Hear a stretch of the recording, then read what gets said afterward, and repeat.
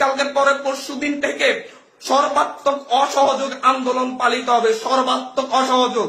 প্রত্যেকটা দল, প্রত্যেকটা মতের মানুষকে বলবো আপনারা সংগঠিতভাবে ঘোষণা দিন। প্রতিটা দলকে বলবো, বিএনপি হোক, বাম হোক, ডান হোক, যত দল আছে প্রত্যেকটা দলের প্রতি উদাত্ত আহ্বান। ধর্মভিত্তিক দল হলে ধর্মভিত্তিক দল, ডান দল হলে ডান দল, বাম দল হলে বাম দল, জাতীয় ঐক্যমতে প্রত্যেকে রাস্তায় নেমে আসবেন। প্রত্যেকে রাস্তায় নেমে ঐক্যবদ্ধভাবে আপনারা জানান দিবেন এইটা বাংলাদেশে চলতে পারে না। কোন রক্ত খেকো এইভাবে থাকতে পারে না। বারবার রক্ত জড়িয়ে তারা ক্ষমতায় থাকবে, তা হতে পারে না।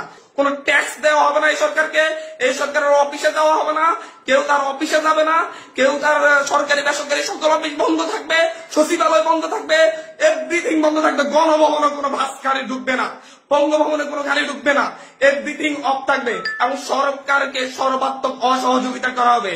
কেউ ট্যাক্স দিবেন না, প্রয়োজন বিদ্যুৎ বিল দেওয়া যাবে না, গ্যাস বিল দেওয়া যাবে না, প্রয়োজনে কাঠে রান্না করা হবে, প্রয়োজনে প্রত্যেকে প্রয়োজনে মোমবাতি জ্বালানো হবে। তারপরে যদি বিদ্যুৎ চলে যায়, যদি বিদ্যুৎ লাইন কেটে দেয়, তাহলে আপনারা প্রত্যেকে মোমবাতি ব্যবহার করেন প্রয়োজনে। তারপরে এই সরকারকে কোনো সহযোগিতা করা হবে না। এটা খুনি সরকার। আমাদের ভাইদেরকে বারবার খুন করতেছে।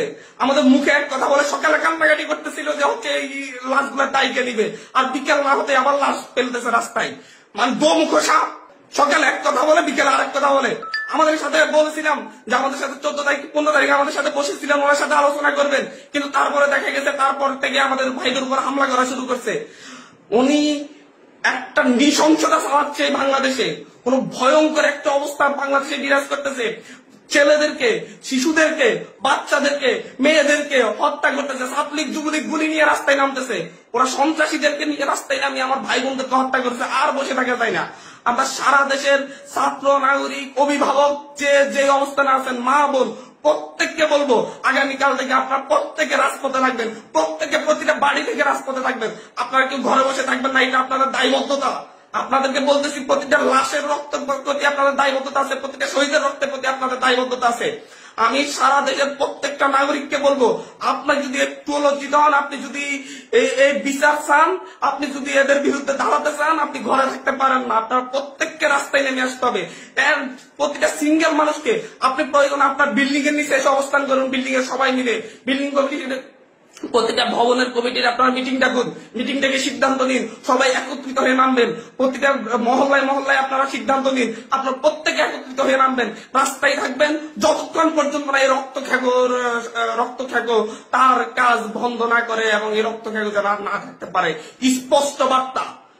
বারবার ছাত্রদেরকে হত্যা করবে, নাগরিকদেরকে হত্যা করবে, বারবার এই দেশের মানুষকে হত্যা করবে, আবার সেই ক্ষমতায় বসবে আমার ট্যাক্সের টাকায় গাড়িতে চলবে।